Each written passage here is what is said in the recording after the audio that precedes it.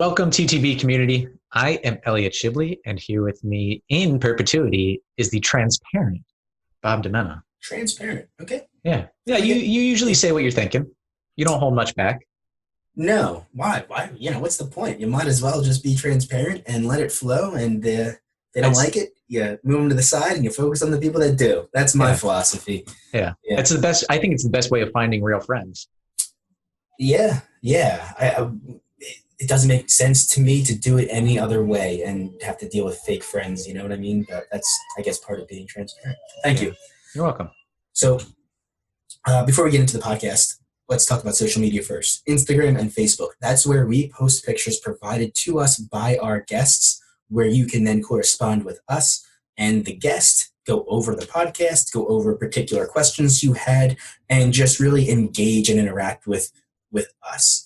So if you like the podcast and you want to be able to do that, you want to see the pictures provided to us by our guests about the conversation, go there. Instagram and Facebook primarily. Twitter too. We're not really on Twitter all that often though. Subscribe if you like the podcast. Please subscribe. It really helps us. The growth, the numbers. Although we really don't focus on them too much, I know I struggle with doing that. Other people do, and the better our numbers, the better guests we get, and in turn, the better we grow, and the better content we create. So, if you can hit the subscribe, hit the like button, hit comment, engage, all that good stuff, it does actually contribute in a significant way to the growth of the show. So, behind the scenes of the podcast right now, we are exploring and producing ways to help you draft the best possible adventure you can. We're working to create different items that can help you make the most efficient itinerary. So when you do travel, there is no research involved after the fact, and you can have a great, seamless experience. If you want, you can start with the cheat sheet, which is free on our website when you subscribe to our newsletter. You can check out our consulting services where you sit down with me one-on-one, and we go through your trip, your specific destination, and your travel style and your budget in detail, and we come up with your itinerary together through video, through Zoom calls, and everything like that.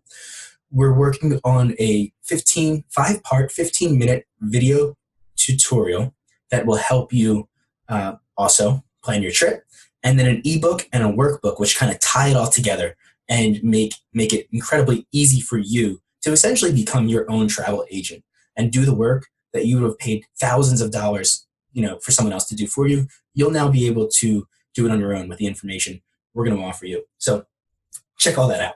We also have a Travel Roundtable podcast series where we're exploring the diversity of our planet. And each month we will cover a new topic and have a new panel of travel experts. So check that out. Each conversation is going to be wildly different and very interesting. And we're going to cover things that are somewhat polarizing all the way through travel logistics and sort of everywhere in between. We're really looking forward to this new podcast line and hoping it really sort of gets good reception, right? So lastly, I think this is the last thing. It's the last thing. Yeah, we've really, as we've grown this podcast, our intros have grown. We're just doing so much. But I know. Well, we've had a lot of time during this quarantine. We'll try to shrink it down. We'll try to shrink it down. I think we will. I think we will shrink it down eventually. So just bear with us, please. But lastly, our very own tour guide, Traveler's Blueprint tour guide, is Keshler out of Philadelphia, our home city. So he offers various tours, whether it's food or culture or history in the city of Philadelphia and the surrounding area to places like Valley Forge National Park. You can book with him now directly through our website. So please check that out and enjoy our city. And you know what? If you come to our city, you got to let us know what it's like. Absolutely. And how your experience is. Make sure to reach out to us and let us know you're here. Yeah. So, and maybe we can grab a beer or coffee. Yeah. Oh, yeah. Whatever suits your fancy. Yeah, exactly. So thank you for being a guest. Elliot, who do we have? I'm sorry. Thank you for being a listener. Elliot, who is the guest today? So our guest today has almost completed an absolutely incredible accomplishment. And I say almost for a very specific reason, and you'll find out in the episode. But our guest has been cycling from Alaska all the way down to the southern tip of Chile. So Dead Horse, Alaska, down to Chile and Argentina. And that is a distance of over 4,600 kilometers. about 28,000 miles. And we discuss logistics, why.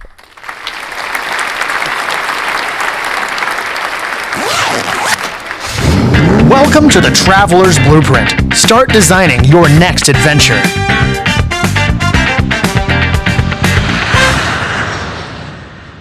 Mark, welcome to the Traveler's Blueprint podcast. Hello, thanks very much for having me on the show. Absolutely. We have been working to get you on for, I don't know, Bob, what has it been? 6 months? Somewhere around there. It feels like it could have been even longer. Mark, I mean, when we first started talking, you were still in South America. Yeah, correct. We were in Argentina. Right. So when was that? Sorry? When was that? That would have been February? it would have been getting on 5 months ago, I think. And we were in between towns and often without any kind of internet or really contact with the outside world for days at a time. And without knowing when we were going to be somewhere, it was pretty hard to pin down a date to talk with you guys. So good that we can finally get together. It is great. It is. But is it? It's bittersweet. Of course, yeah, because the only reason that you're here and you can talk to us is because of the whole coronavirus situation, which pushed you back home, correct? Yeah, it did. Yeah, I mean, absolutely, we would have tried to chat with you guys back in South America still, of course. But yeah, certainly being home has made it easier. But I'd rather still be back on the road. Yes. Now, time for all. And speaking of being on the road, the reason we invited you on is to discuss your trip biking, not like, I should say cycling, not motorbiking, from Alaska to Argentina over the course of 3.5 years. And we are absolutely stoked, no pun intended, to talk about this with you and go through the planning, go through the highlights, the downtimes, and everything in between. Absolutely. Yep. Anything you need to know, I can explain how to bike pack, as we call it, from Alaska to Patagonia. All right. Well, we're very excited. I should note that our very, very first episode was a good friend of mine from college, where she did 900 miles on the South American, the Pan American Highway in South America through Chile. Oh, yeah. Yep. And to put this trip into context, to compare it to that, this is roughly 90,000. No, not 90,000. It's not 90,000. Other way. It's 46,000 kilometers. That's right. So it's like 28,000? Yeah, it'd be about that miles. Okay.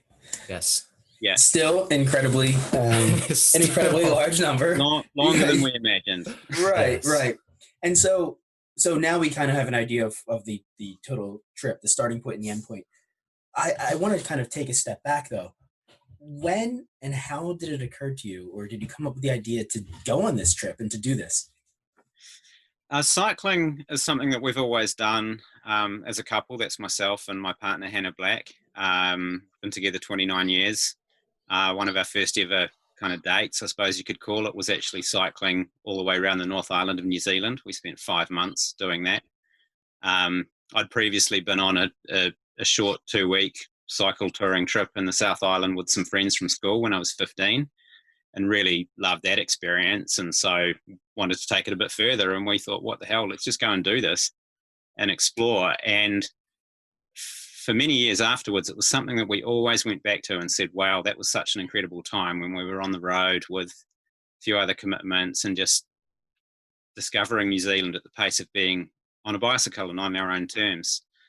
And so over subsequent years, that was something that we always did. We always rode. I had a foray into mountain bike racing for a few years, and we went on shorter touring trips in New Zealand and in the Pacific Islands, the Philippines, and then eventually decided to plan a longer trip in Southeast Asia, starting in China, Western China, and cycling up onto the Tibetan Plateau, and then south down through Yunnan in southern China, and then Laos, Vietnam, Cambodia, Thailand, Malaysia, Indonesia, finishing on the island of Sumatra in Indonesia.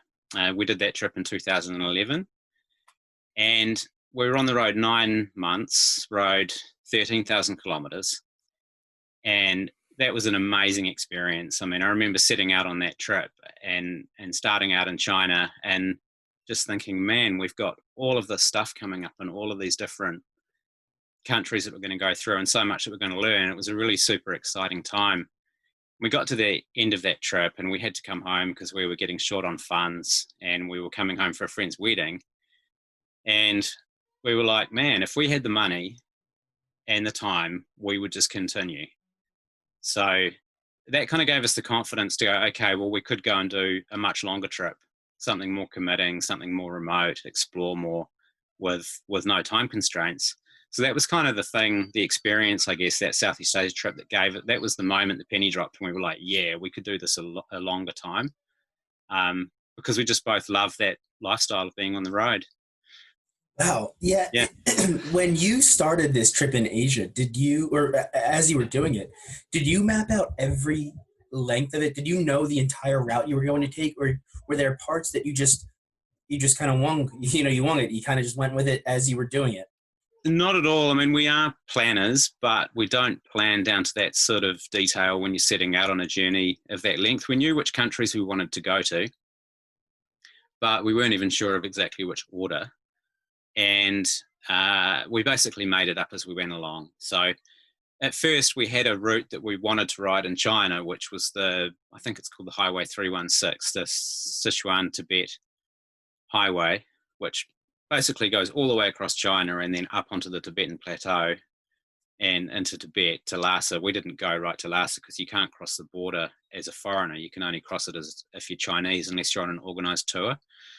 So we sort of rode up onto the Tibetan Plateau to around sort of 12,000 feet altitude, and then basically sort of turned south and rode down through the mountains until we dropped right down to the jungle. And then beyond that, we just made it up like a week at a time. We were like, okay, let's head towards this town or that town or that set of ruins or whatever, planning it as we went along. And we followed much of the same sort of ethos, I suppose, with this trip in the Americas as well. And with the trip in the Americas compared to the one that you took in Asia, was this pre-funded, as in you didn't make any money along the way? Correct. It was pre-funded. Yeah, we were just running off savings. Okay. Whereas, can I ask how much did you prepare for those trips? How do you mean preparing? In terms of financially preparing? We knew we had a certain amount of savings for the Southeast Asia trip, whereas this trip's been a bit different because I have a bit of income on the road and we had a really decent sort of padding of savings. We actually kind of wrapped up our lives in New Zealand completely before we set out on this journey in the Americas. We had a house, which we sold. We invested the money from that into another smaller house, into apartments, and that left us a cash surplus as savings. So we bring in basically a small income from the property, not much in the scheme of things. The house is paid off, but the 2 apartments are fully mortgaged. And then I bring in a bit of money as a photographer and writer on the road. Okay. Yeah. Wow. That's awesome. Yeah. It's a good formula. It works for us. It'd be nice to be bringing in more money from the photography and writing side of things, but we spend so much time writing, it's really hard to actually sort of sit down and spend more time working. And that's kind of not exactly what you want to do when I suppose, it started off as a focused journey. Like we were like, okay, we're going to get from Alaska to Patagonia and it's going to take 18 months to 2 years. And it evolved into more of a lifestyle. And that's why we're still on the road after 3 years and 10 months. Yeah, I was going to say, I think going from Alaska to Patagonia would be much less than 18,000 miles if you took a fairly direct route. Sorry, 28,000. Yeah, and some people do. Some people ride down the Pan American Highway or they take main roads, and you can knock it off really quickly. I mean, people have done it ridiculously fast. And the average... Oh, go on. No, I'm sorry. Go ahead. Oh, the average cyclist would probably do it in a year to a year and a half, but we were much more about, and we discovered this as we went along, we were much more about wanting to explore and also to avoid the arterial routes and the main roads and those sorts of things. We don't like riding in traffic. Yeah. And the kind of roads that we chose to try and ride through the Americas, we'd often only see sometimes only a couple of cars a day, literally. Wow. That sounds like vagabiking. It Pardon? does. It does. I think I just made that term up. Do you know? Have you heard the term vagabonding? Oh, vagabonding, yes. Yes, but vagabiking. Yeah, pretty much. Yeah. So Mark, this is really interesting to me. I mean, one, your funds are going to be much more limited in the United States, as being probably the most expensive country to tour on the planet, right? Probably one of them, maybe top three. Yeah. And so now, you have a set number of funds, but now you're making sure that you go deep into the country and explore the culture, which I love. I took a cultural geography class in college, and I found Awesome. it incredibly interesting. Yeah, because and the United States is a great country for that, because the cultures change as you drive through it, as you make your way across it in any direction. So it's a really good country to see that transition in architecture and the environment and everything like that, while still maintaining a general, umbrella culture. So, Yeah. As you're going through, did you make it a point to, was it like a point to meet people, or just kind of check out different towns? And what was your experience like going through the United States? Our experience in the United States was fantastic. We were following the Great Divide mountain bike route, which is quite a well-known, it's kind of a network, I suppose, of connected dirt roads, fire roads, a little bit of single track, but mostly dirt roads through the United States, following the Rockies. The route actually officially starts in Banff and finishes at the Mexican border at a place called. Yeah. Yeah, sorry. It's a little south of Hachita where it finishes, but Hachita is where we left the route. Okay. But it follows the Rocky Mountains. It's a quite high altitude most of the way down, like 2,000 meters, or around, I guess, 6,000 feet or something. And we rode most of it on the cusp of winter. It was fall and it was really cold, and days were short. And we were kind of a little nervous because we wanted very much to stay on this great, on the route, on the Great Divide mountain bike route, all the way down through the United States to see what it could offer. But we were always worried whether we would make it over the next pass, particularly the higher passes in Colorado. As it turned out, it was one of the latest snow years in decades or something for Colorado, and we eventually made it down into New Mexico. But having that kind of it gave it an edge, I suppose, kind of being very, very cold at night, and in the mornings always below freezing. But generally beautiful, clear weather. We got caught in a couple of snowstorms.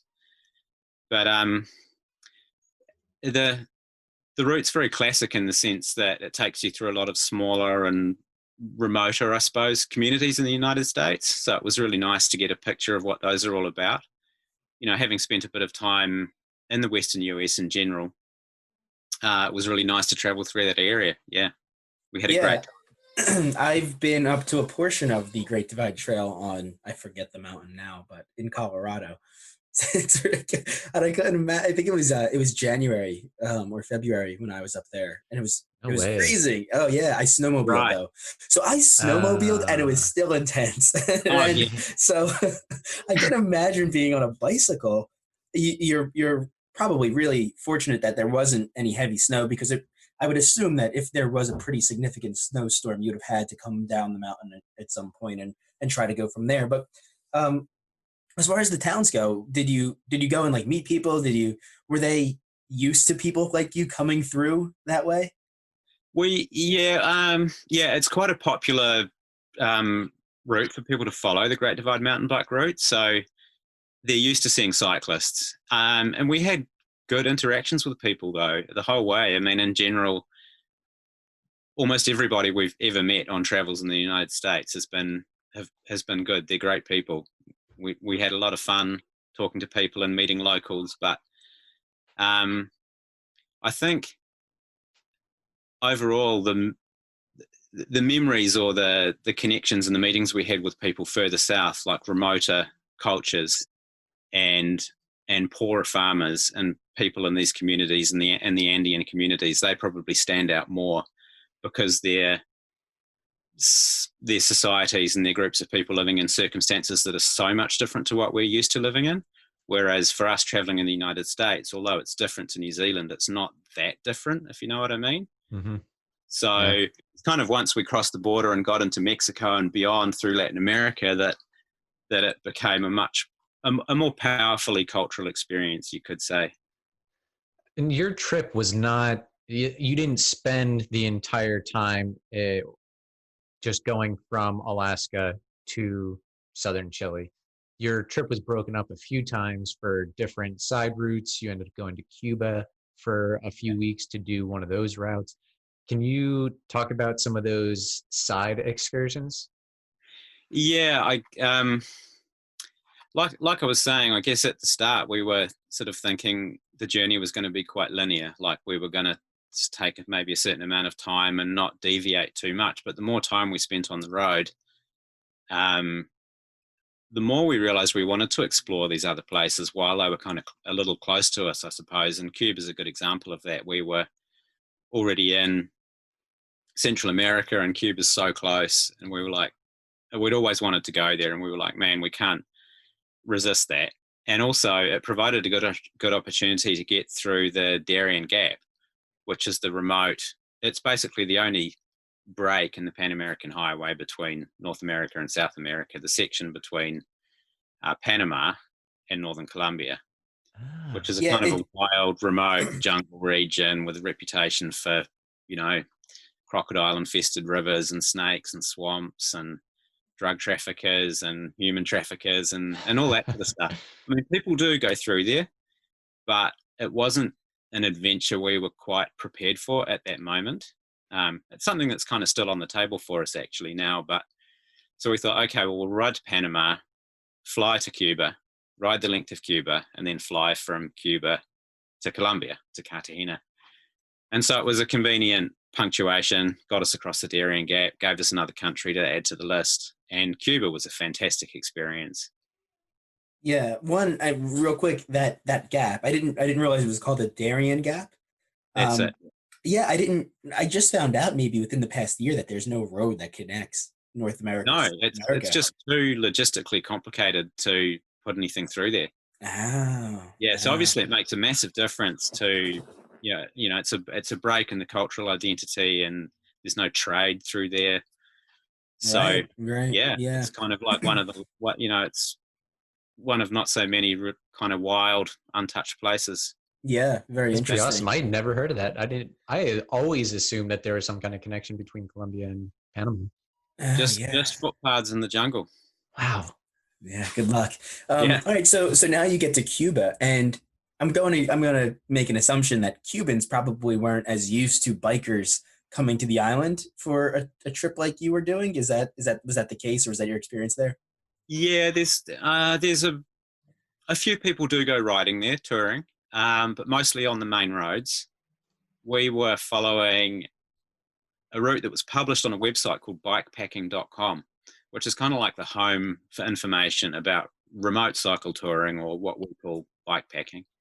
So there was a route on there published by some Americans who'd been over there fairly recently, called the Ruta Mala, which ran the length of the country, avoiding paved roads, basically, going into Cuba's got a few little mountain ranges, so it goes through those, spends a lot of time riding through sugarcane fields and going in and out of these tiny little remote communities, which was a pretty interesting experience. A lot of those have been cut off by the collapse of the sugarcane industry in Cuba. So these were places that were like once served by train and had, quite a thriving industry. And these days they survive purely on government handouts, basically. Like they have these bodegas in the villages where they can go and collect their weekly allocation of rice and beans and staples. But other than that, there was just nothing going on in these places. Like, people were incredibly poor, surprised to see us, but friendly and welcoming. And going through communities like that, we always try to kind of do our bit, I suppose. I mean, we'll always, if there's someone selling food on the side of the road, like, they were making these kind of little things a bit like donuts, and that was the only thing you could buy on the street there, and there was no restaurants. So we would just go and pitch in. We're hungry. We want to help the local economy there, so we'll always go and buy that stuff. We're not afraid to eat what the locals eat. That's something that we all do while we do. Yeah. That's often the most exciting part. Right. Yeah, exactly. And it was fascinating seeing the whole kind of recycling industry there too. Like just about every time we had a drink, it was made in a beer bottle that had been cut in half. Really? Or you'd buy like a bit of flan or some cake or something, and it would be sitting in half a beer can. Interesting. And you buy an espresso, and they'll actually like make a bunch of espresso on like a stovetop espresso, and then fill up a thermos, and then they'll sit on the side of the road, and you can go past and stop and buy a little coffee for a few cents. And it's really interesting because there's these kind of two worlds in Cuba for travelers. There's the package tours, which a lot of Russians go and attend those, and they live in this kind of bubble where you go from, resort to the beach and back again and that sort of thing, and everything costs quite a lot of money. There's even a separate currency for it. Whereas if you just like a local in Cuba, you operate on a different currency that everybody else uses, and it's super cheap. Yeah, I'm assuming there are no restrictions for you to go to Cuba, right? As far as your government. No restrictions as such, not for New Zealanders, but it's tight. You can only have 1 month on your visa. Oh. And you can only stay in certain accommodation, like regular guest houses. Tourists aren't allowed to go and stay at. So you can only stay at places that have got like a permit to allow tourists to stay. Oh, interesting. But since the government there relaxed how people can run private businesses, there's lots of like little hole in the wall businesses popped up in recent years. Mm-hmm. And some people run these things. I'm sorry, I can't actually remember what they're called, but they'll run they'll have a room available in their house, and they'll provide you breakfast, dinner, and lunch if you want it. Casa Particulares, I think they're called. Okay. Yes, so these people are licensed, and they'll have like a little logo on the door. So you're riding through a town and you see one on the door, you can go and stay there as a tourist. You pay sort of between 10 to 20 US dollars. You can have breakfast and then carry on riding the next day. Wow. Pretty comfortable way to do it. Yeah. How long did it take you to get through Cuba? We were there a month and riding for about 3 weeks. Okay. Yeah. And I'm on the bikepacking Trans-Cuba route right now, and it's a little over 860 miles. Yeah. And did you guys go east to west or west to east? We went from east to west. Okay. Yeah. So we had a 15-hour bus ride from Havana to the other end of the country, and then rode back, basically. Okay. Yeah. That's so cool. Yeah, it is. And okay, and so you take a flight back from Cuba to Colombia. Yeah. And then we arrived in Colombia, like it was just before Christmas, and we'd been in Cuba for a month. And I mean, you can hardly buy anything in Cuba. I mean, most of the places we went to, there was no food on the shelves in the supermarkets, and hardly anything. I mean, there was food, but I mean, very, very little choice. You're really restricted in what you can buy. You're really restricted in the kind of meals you can eat when you go out and find something to eat.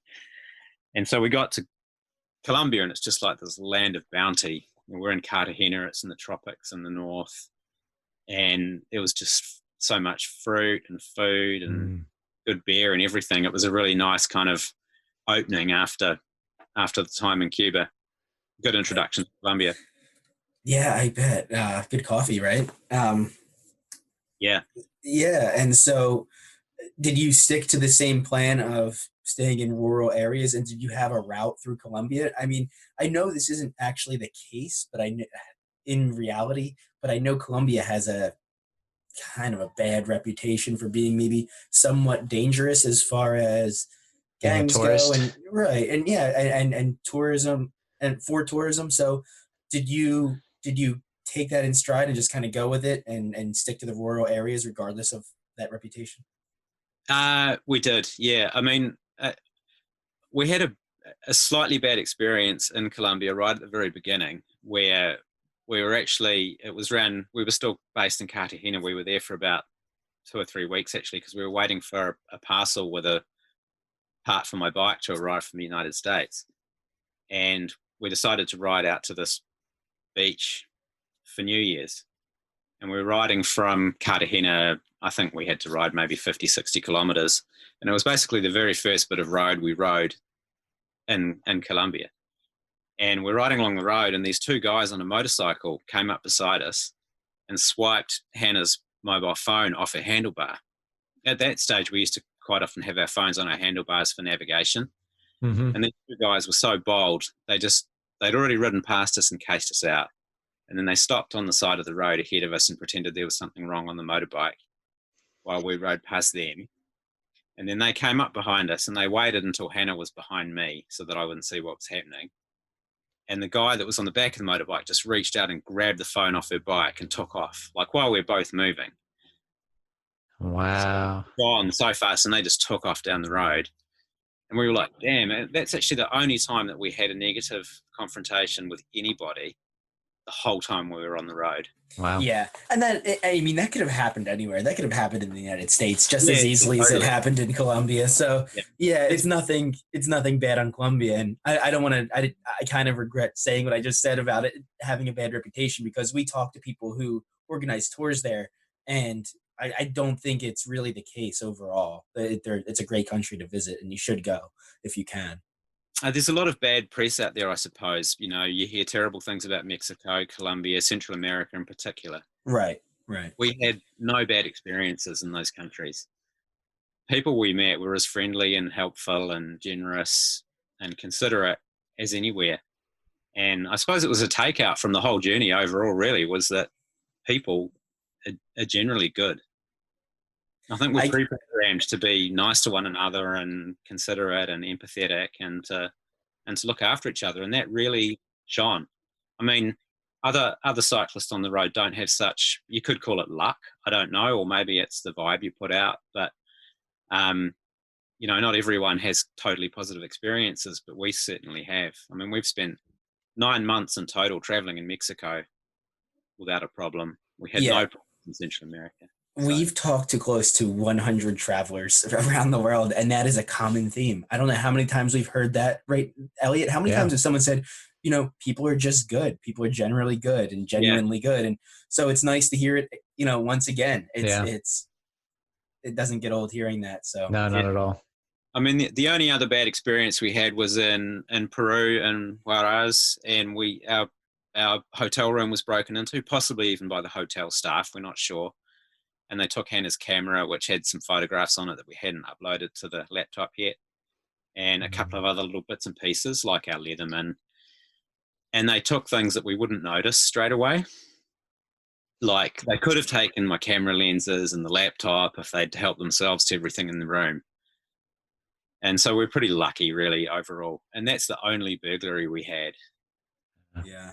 Do you worry about going through some of these countries? You know, there's a serious issue with poverty, and you're carrying around what I'm assuming is thousands upon thousands of dollars worth of equipment.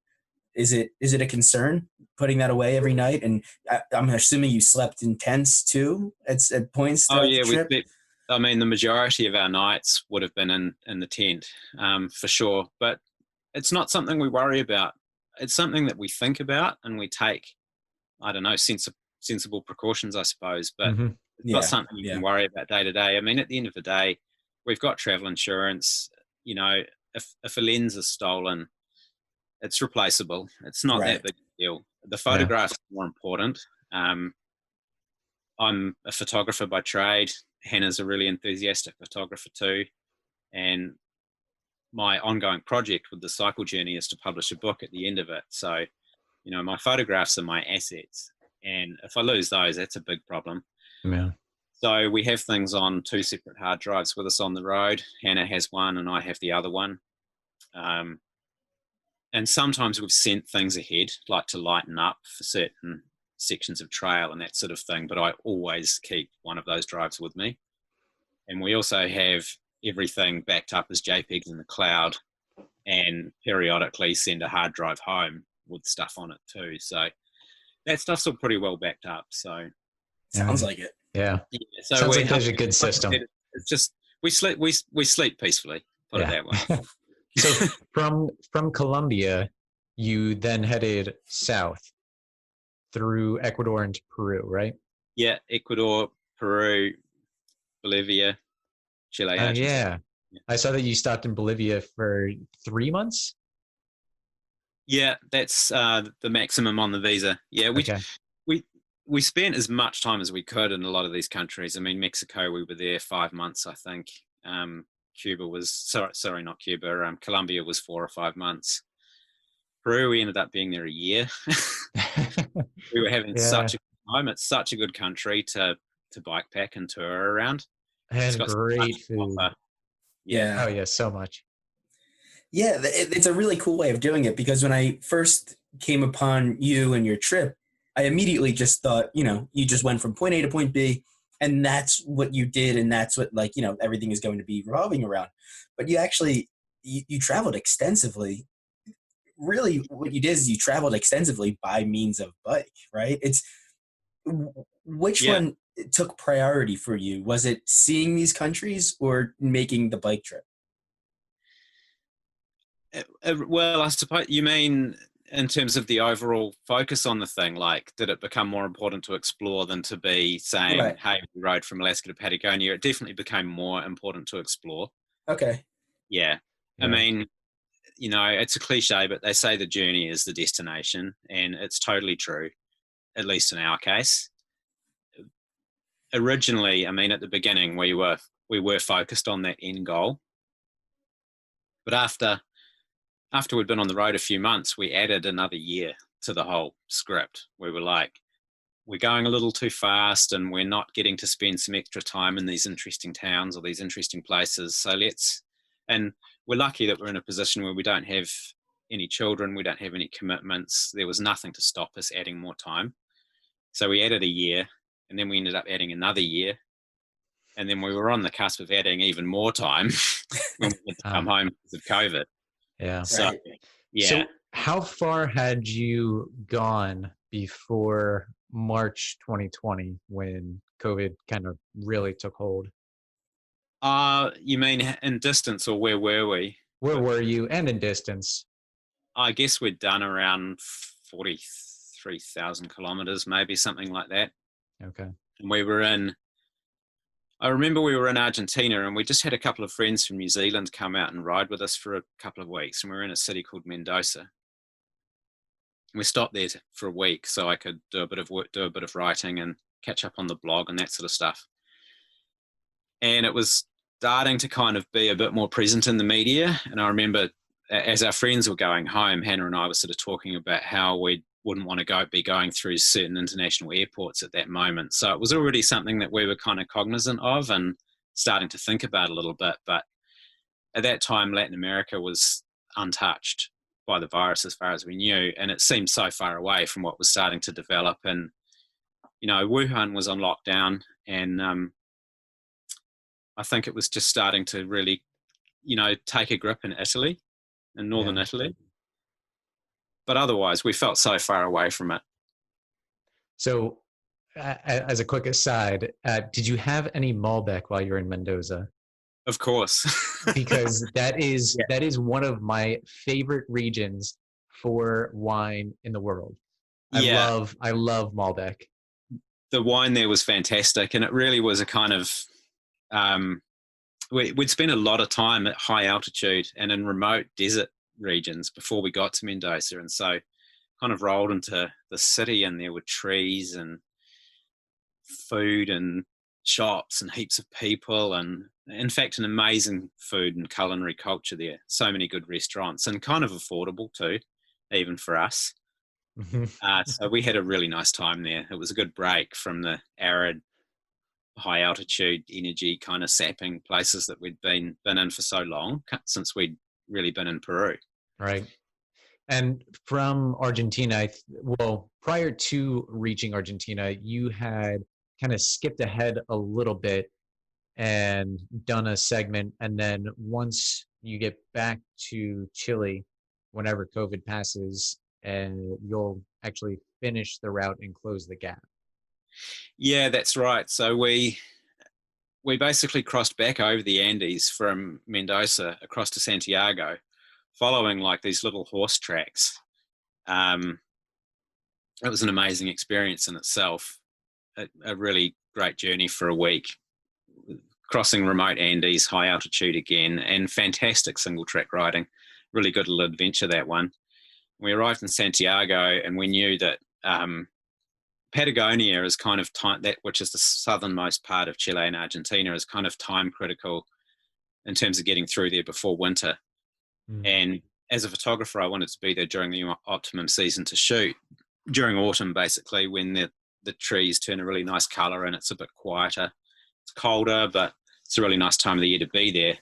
And so we decided to actually catch a bus south from Santiago to Puerto Montt and then resume riding. And then, yeah, as you say, we were going to close that gap later. So the original plan had been to ride down through Patagonia through the fall, through autumn, and then actually winter over there for a few months, probably back in Bariloche in Argentina. And then close that gap back to Santiago. So we've probably got about 2,500 kilometers of riding to do once we can go back there to complete the journey. Okay. But who knows when that's going to be. Yeah. So we have kind of got a grand overview of the whole route, including sidetracks and stops and skips and jumps.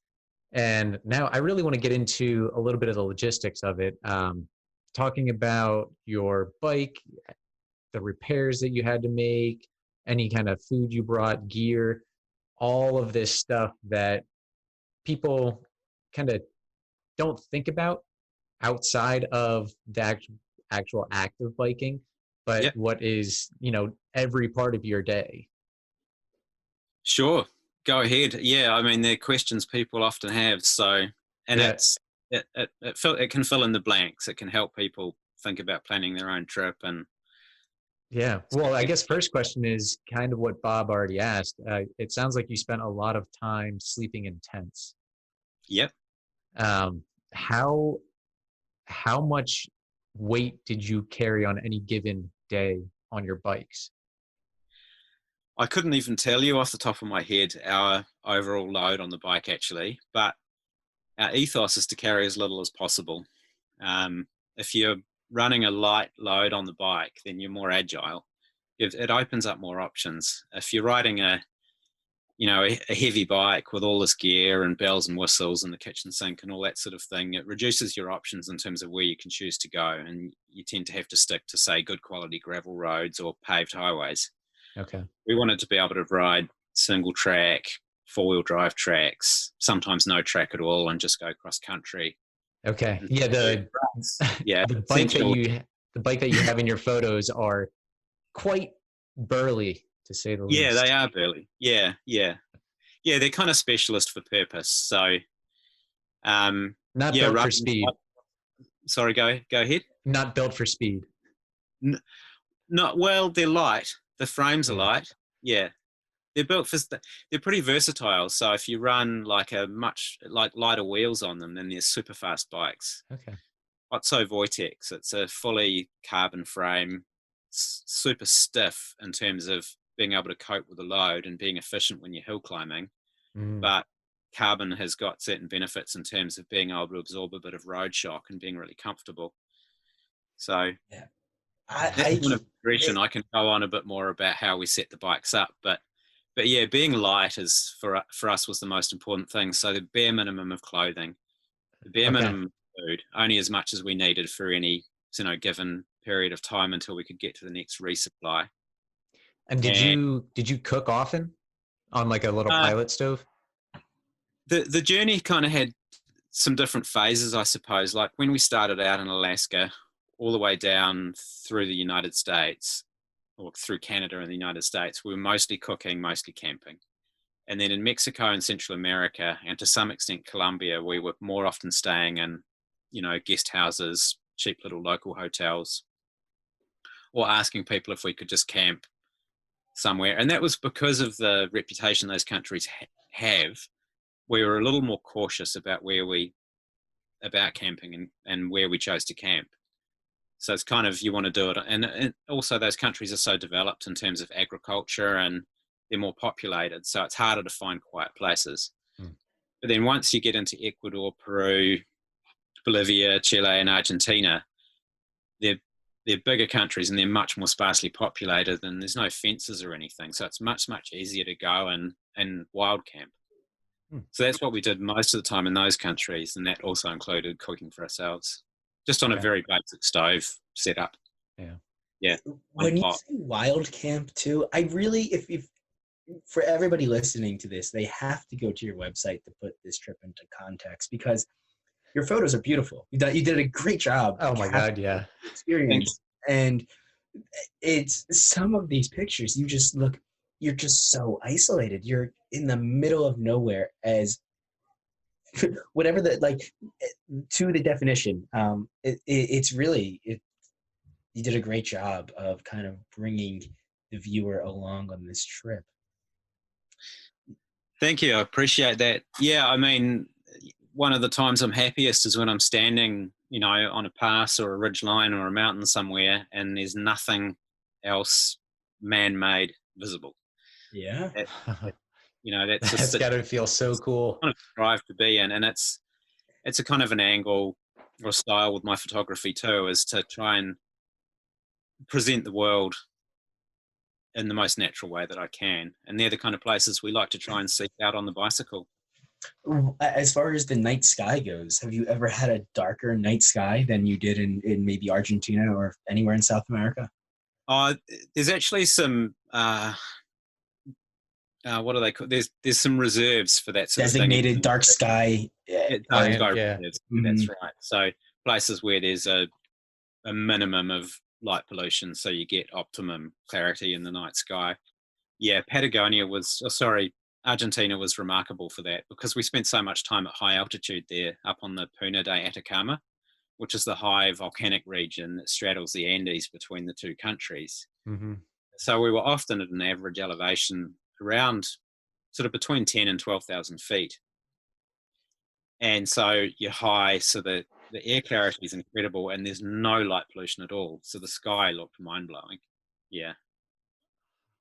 I've never seen the sky like that in my life. Yeah, it was amazing. It's so cool. So Yeah. I want to continue our discussion on this gear, because I'm curious, when you set off, I assume you just had a set amount of clothing. Did you have to buy any new clothing for the changing seasons, or did you have everything with you? Yeah, it's in keeping with that kind of ethos of carrying as little as possible. We chopped and changed with clothing. So if it was going to be cold, we carried cold weather equipment. And if we knew we were going to be in the tropics for months at a time, then we either sent that stuff back home or we sent it ahead. So we spent a bit of money on courier services and organising logistics so that we could move gear around. But we were also fortunate to be sponsored by both Big Agnes and by Kathmandu. Kathmandu in particular provided us with clothing. Okay, that's nice.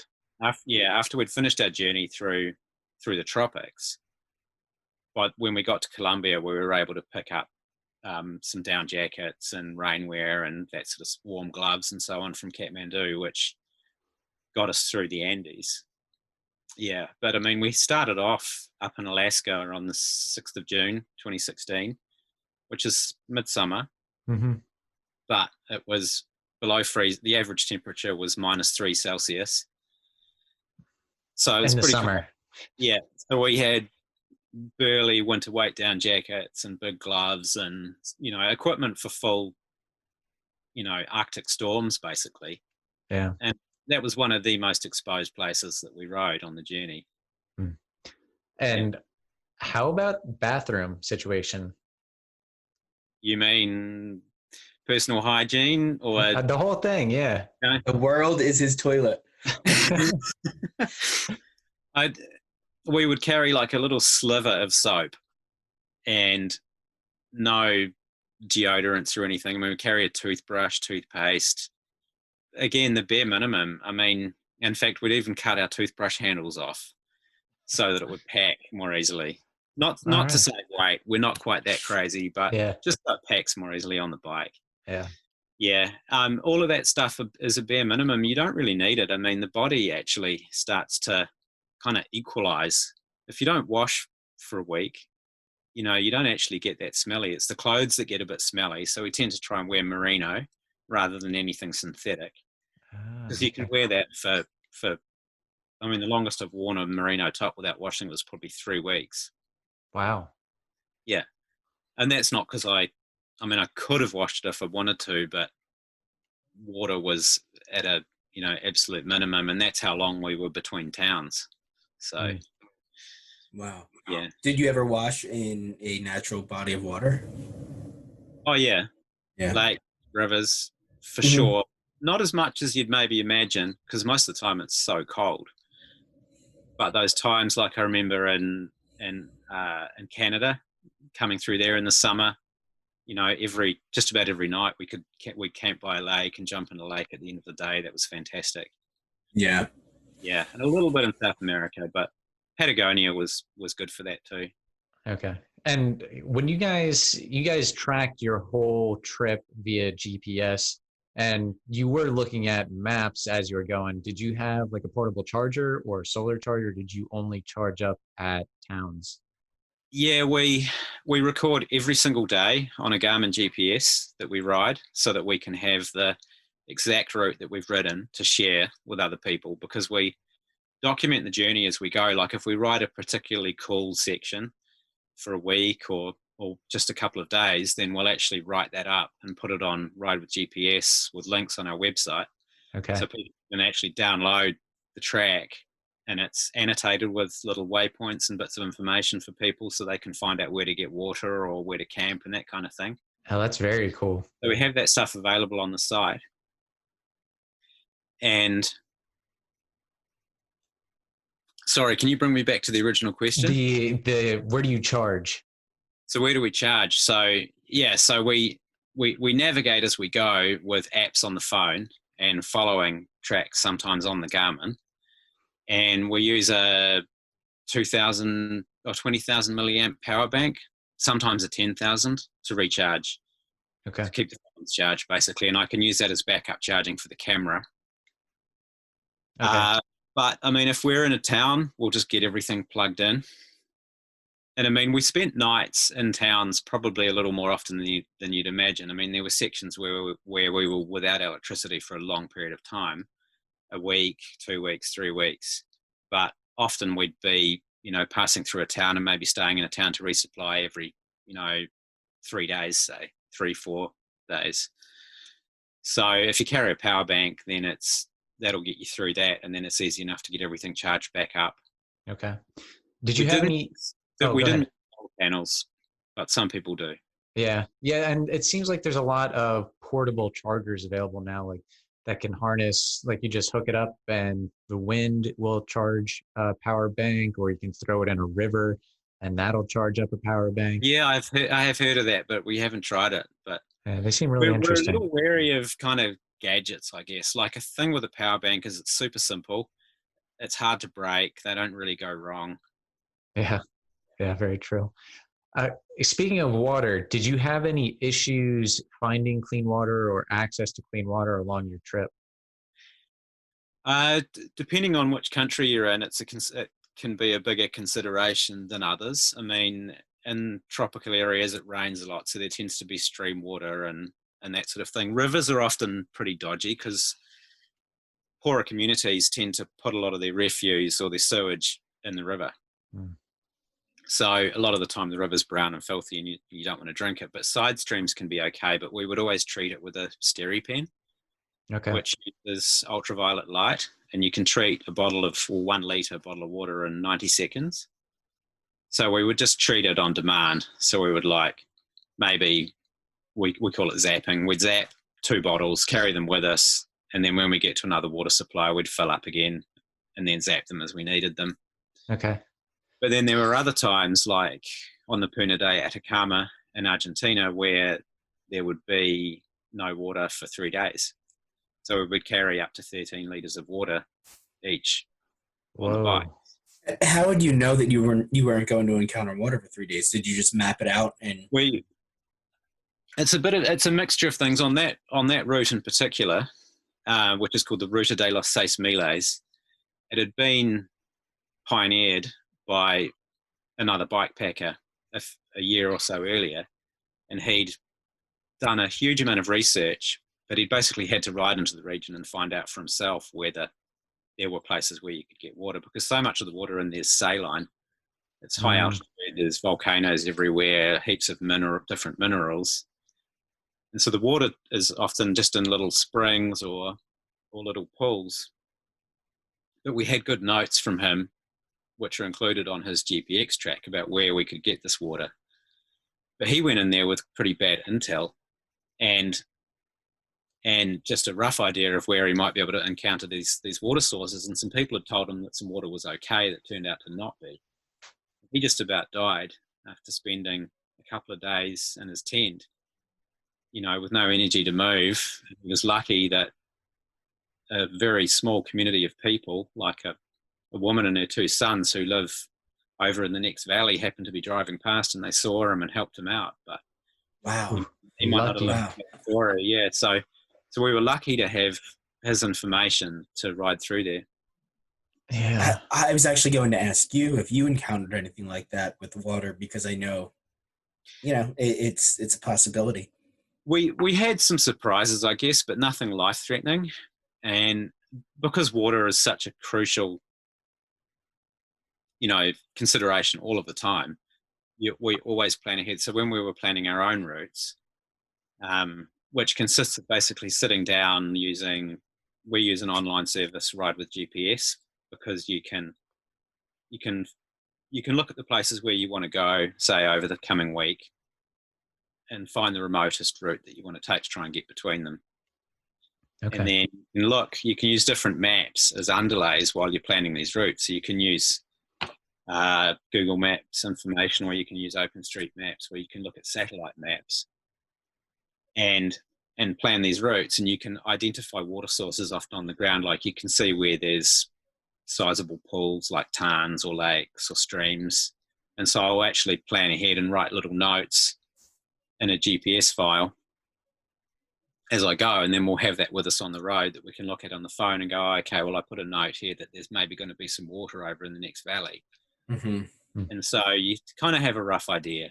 Okay. But you've got to be careful. If you know that it's the dry season, these things might be empty. So our kind of rule of thumb is to carry often enough water, not for the next source that we're hoping there might be water, but for the one beyond that. So you've got a buffer. That's smart. That's good information. Yeah. That is good. So I want to change gears a little bit and ask you if you had any physical or mental challenges. Like, were there any injuries along the way, or were there any points where you're like, I don't want to do this anymore? I never once thought, don't want to do this anymore. I mean, it's a journey we've both been very passionate about the entire time, and we've never lost motivation for it. So that's never come up. Physically, it's hard at sometimes. I mean, Hannah shattered her kneecap some years ago in a snowboarding crash. Just a very minor low speed incident, but it broke her kneecap into 8 pieces. Wow. And so she struggles with knee pain when she's riding.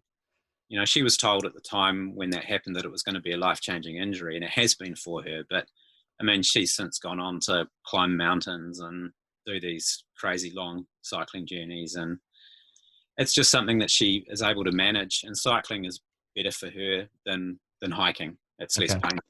Yeah. So that's something she deals with daily. I went through a little bit of knee pain, but nothing particularly bad. But that's awesome. We've kind of setups pretty much optimized. Like the bikes are comfortable to ride. Yeah. We have a relatively upright position, so you're not like leaning over the whole time. Our backs are fairly straight, so you don't. I have a little bit of trouble with neck pain on the road, but not too much. And the handlebars are kind of anatomically shaped so that our wrists are in a really comfortable position. The bars are slightly curved back, and they're titanium, so they absorb a bit of road shock. Wow. And put you in this kind of anatomically perfect position for 8-hour days on the road. Yeah, it sounds comfortable. Sounds Yeah. more comfortable than my desk job. Yeah, I'm sure it is. But I'm sure it is. certainly in terms of like the physicality of it, like day to day, I mean, there were days we were just so exhausted, and we both, sort of reset, I suppose, personal boundaries in terms of tiredness and what we both think we're capable of. We would have these experiences where we were pushing our bikes for sometimes, up to 3 days along single tracks that were not even possible to ride, places where we thought we might be able to ride. So we thought we would go there and check it out, and then discovered that you can't. And I mean, that once you go through an experience like that, it changes everything, because you go, well, got to push a bike for 2 hours, big deal. I mean, it's, whereas previously you might have thought, oh God, pushing a bike for 2 hours I just wouldn't want to do that. But when you've done it for 2 or 3 days, then It's a difference. a whole new set of parameters and a whole new set of reference points, and that opens up more opportunities to you. Yeah. Wow. So that's really kind of fortunate that you had no accidents, no medical mishaps, and never once had to visit any kind of foreign hospital. No, we've been pretty lucky in that respect. No crashes, no accidents. Yeah, that's really impressive, I should say. 'Cause Yeah. One thing we did have was a couple of skin cancers incidences, which like precancerous, suspicious things yeah. that have had to be treated. But I mean, New Zealand has got such high incidences of that's no surprise. Okay.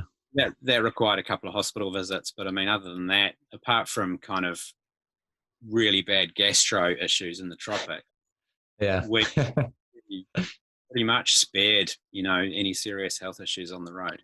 That's really fortunate, because I mean, as much as you plan and as much as you can be safe, you still got to rely on other people not to ruin your day. Oh, that's right. I mean, anything could go wrong. Yeah. We've been very lucky in that sense. Now, with the whole lockdown due to coronavirus, how many times have you ridden your bike around the island of New Zealand just to keep sane? Are you go on. are you keeping in shape during this time? Yeah, managing to keep in shape a bit. We arrived back in New Zealand right on the cusp of I think 3 or 4 week lockdown here. 48 hours before that started. And the thing is, when you've been on the road or when you've been doing something physical for so long, you get so used to that endorphin fix. Your body you're basically addicted to having endorphins flowing around your body at the end of every day. And so when you suddenly cut that off, you can get what they call like post-trail blues. Like, it's pretty common phenomenon among long distance hikers and long distance cyclists and that sort of thing. So we're pretty wary of getting anything like that. But we were lucky in our circumstances in New Zealand. There's where we're actually staying with Hannah's parents in the sunny Bay of Plenty in northern New Zealand, northern North Island. And there's a cycle path near here. And so even during lockdown, we've been able to get out and ride around, even for up to a couple of hours, because it's fairly local. And so that has definitely kept us sane. Are you able to enjoy being stuck on an island? So I have a theory that Australians and New Zealanders, they travel so much because they grow up on these islands, and they don't have the opportunity. You're kind of stuck a little bit, and I don't know if that's true. It's a complete theory. It's a complete speculation. I don't know. No, you're totally right. Actually, it's kind of they kind of call it a rite of passage for young Kiwis. People will do what they call the big OE, or overseas experience. And like, sometimes it's between finishing high school and going to university, or after university before starting a career. People will go overseas, for a year or 2 years, and go and pull pints in London or work in backpackers and explore Europe and that sort of stuff. Right. I mean, you're right. New Zealand is isolated, and there is this sense living here that there's this other world out there, and there's other cultures, and little bits of them come here. But for us to really kind of experience the world, you've really got to just go. And because New Zealand's so far away from anything, when Hannah and I go, we go for a long time. I mean, our first decent trip overseas was a year long. Our second trip was nearly 3 years. And then this last one's been 4 years. So Now, we sort of leave and make the most of it. And it's kind of more responsible travel that way too. Like, Yeah. you know, global aviation had kind of gone insane with these, you know, long haul flights, short duration visits to parts of the world. And that's just not how we like to roll. If we're going to travel, we like to do it as responsibly as we can. And, you know, can I throw out a suggestion for your next crazy bike trip, your next adventure? go for So it. I think you should try to do the length of, is it the Trans-Siberian Rail Line? You know, maybe start. Oh yeah. Because how do you top what you just did and what you plan on finishing? That's going to be Yeah, very that's a hard good to do. question. I mean, something we've had in mind for a while is to start, and the kind of the theme of this is like the evolution of man. So like to start in Africa and then ride north, Ooh. you know, follow the path of humans as a species as they populated the planet, basically. So Now, kind of will you travel, go? I'm sorry. Go travel ahead. from Alaska into Europe and then across Eurasia, basically, right across to the Bering Sea, which would kind of, Wow. if we did that on the back of having cycled the length of the Americas, you know, Did it all. Yeah, that's it. And then you'll just have to bike Antarctica. Well, and then you'd have to bike across the Americas from west to east, right? Yeah, that would be cool too. That Yeah. is on the list. I mean, the inherent beauty, I suppose, and the appeal of doing the length of the Americas thing was that we were following the continental divide Mm-hmm. of the continent. So Mhm. Yeah, that's pretty the, cool. they call it the American Cordillera. So basically, the nearly continuous dividing ranges which split the continent: Pacific on the west, Atlantic on the east. Right. Yeah. Yeah. That was the theme of the journey, and also the fact that you're starting so far north and then crossing the equator and finishing so far south. It's unbelievable, man. It's wild. Yeah. I still can't put it into perspective. No, it's Oh, hard. The neither distance. can I. Sometimes I look back on it now and think, man, we've just got this incredible catalog of experiences and memories. Yeah. Does it feel like one trip, or does it feel like a bunch of little trips? It feels like it's chapters. It feels like a bunch of little trips. Okay. Yeah, and like they're often defined by, you know, I was talking before about riding through the United States during fall, you know, and worrying about winter and snow, and so that had this whole kind of theme and identity, and then other big sections of the trip have had their own as well.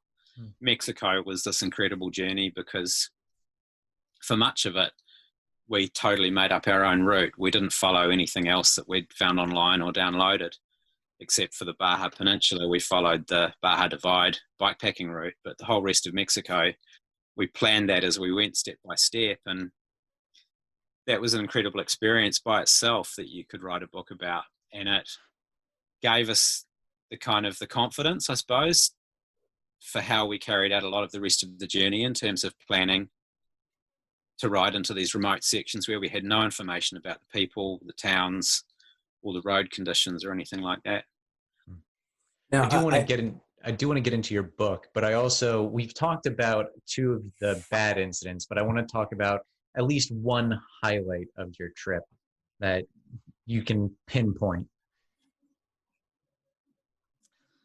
Good question. I got to try and think of something. Give me some more cues. Was there a single person or a single city or meal, something, or maybe an environment that sort of overwhelmed you and you're able to maybe take yourself back to and reflect? Yeah, with? I guess. I mean, there's been so many. The part of the journey that I fall back to the most often at the moment when I'm daydreaming or when I'm out on my bike riding around, or that I often reference, is the ride that we did. And I've mentioned this a couple of times in this conversation already, the Puna de Atacama, which is this desertic region in northern Argentina and Chile. Some people might have heard of the Atacama Desert. Mm-hmm. This is effectively the same environment, but kind of on the Argentinian side of the mountains. So after we left Bolivia, and entered Chile and then Argentina, we followed this route called the Ruta de los Seis Miles. And we had a young German guy with us, Felix, who rode with us for the 3 weeks that we were on this section. And we were carrying 18 days food, nearly 3 weeks worth of food. And there was no resupply the entire way. We only encountered a handful of people, like a couple of people just in the first few days, and then some more people later on. We were joined briefly by some other Colombian cyclists, but this area is so remote and so empty, and it's defined by, you're surrounded by tall volcanoes, and then in between there's these gigantic salt flats, which are sometimes like horrifically corrugated, and you have to ride across them. There's very, very little groundwater. The place is calm in the mornings and then so windy in the afternoons that sometimes you couldn't even pitch a tent. You'd have to wait until it grew into the evening and the wind dropped off a little bit and you could pitch your tent. We've heard about people being blasted by gravel and sand while they're riding along going through this area. But it's a place that very few people know about, very few people have even heard of, and just full of the most remarkable colours in the landscape, reds and yellows and oranges, almost totally devoid of vegetation, and covered and you're basically just kind of like riding through volcanic ash and sand. So that's one of the reasons we ride these really wide tyres on the bike, and you run them at low pressure so you can make headway through this stuff. But that stands alone as like one of the most powerful experiences of our time on the road. Yeah, I mean, Mark, this entire trip, this experience, the story you just told, the entire experience is something that so few people in not only now, but like in human existence get to experience. This is pretty significant. I really think that, I mean, how many people, maybe a few hundred, ever did anything like this? It's a good question. I mean, there's more people are out there riding the length of the Americas than you'd imagine, you know, doing the kind of classic Alaska to Patagonia thing. And I think cycle touring has grown in recent years. So equipment's cheaper, there's more of it. And obviously the internet has totally changed the way information is shared. Yeah. So easy to pick information up and learn stuff and equip yourself with knowledge. Not necessarily experience, but you can pick up knowledge pretty fast about how to set up. And so that makes this sort of thing more possible, but most people follow paved roads. And our point of difference is that we don't just try and ride dirt roads, but we try and find the places where no one else has been riding. And so that was kind of the mix. Our journey was a mixture of following classic routes that other adventurous cyclists have uploaded to bikepacking.com and what have you, and then trying to make up our own routes to fill those gaps in between. And so that does make our journey stand alone. It's unique. It's our creation, and we're really proud of that. But certainly, there's a lot of other people out there doing super rad things on bikes as well. Yeah. Yeah. Well, we have a special segment, but before we get into that segment, can you talk about your books? I believe you have 3 of them. One of them is a photo book. Yeah, technically, yeah, they're all kind of, all 3 of them are photo books, I guess. Okay. But I can talk about them. After our last sort of 3-year leg overseas, we came home and worked for 4 years, and during that time, I published 3 books. So the first one was a lucky break, really. I mean, I was already a photographer and selling images to magazines and websites and for stock photography all around the world, but I had a good opening with an author there who invited me to participate on a project with him. So we made a book about 15 New Zealand mountains. And I climbed all of those mountains. Some of them are just hikes. Some of them are full tilt mountaineering trips, you know, like climbing Mount Cook, the highest mountain in New Zealand. But that was kind of a lucky break with this publisher, New Holland Publishing.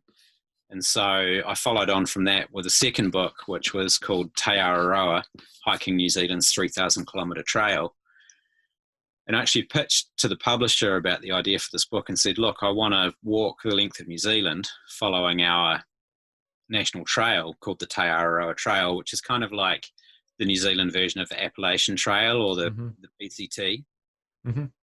3,000 kilometres long, linking together backcountry regions and hiking trails all through New Zealand. And so I went and did that and spent 6 months walking. Hannah joined me for maybe about a third of it.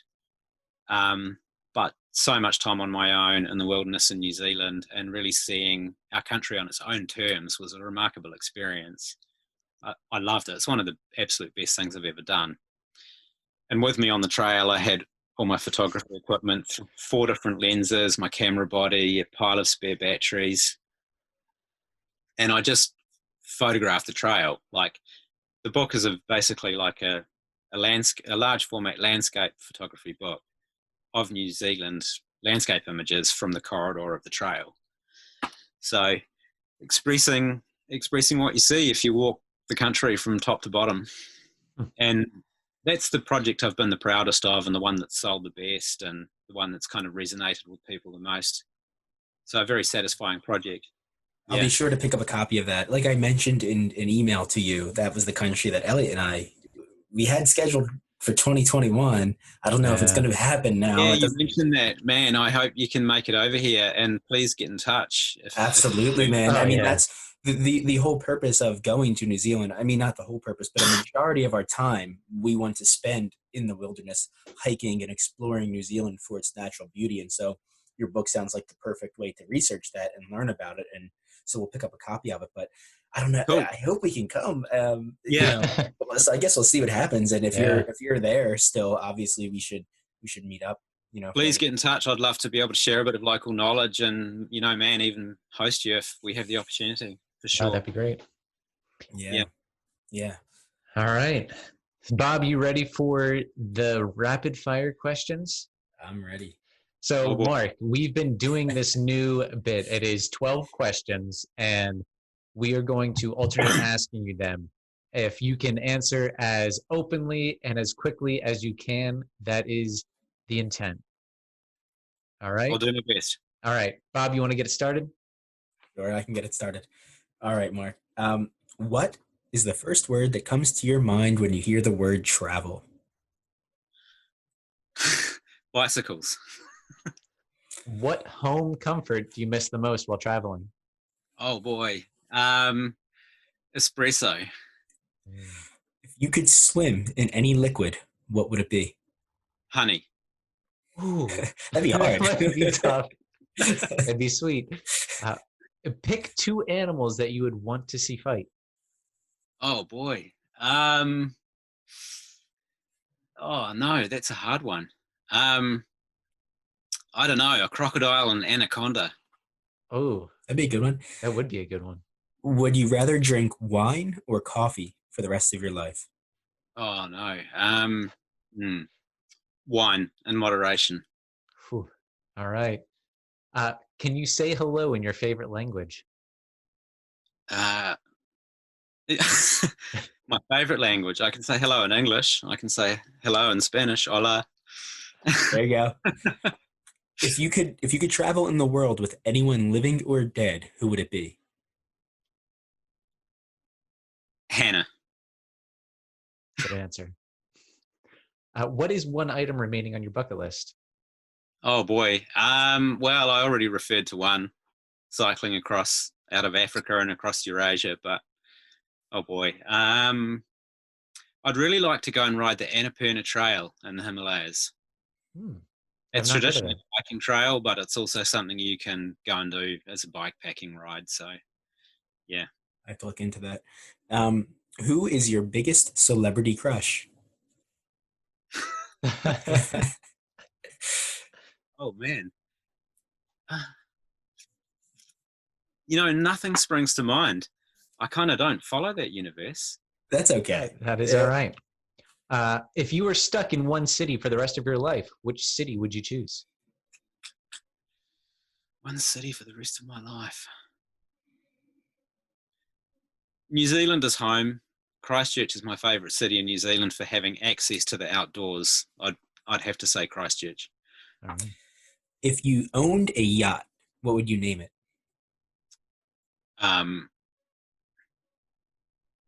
Boy, don't know. For some reason, the universe springs to mind. I don't know All why. right.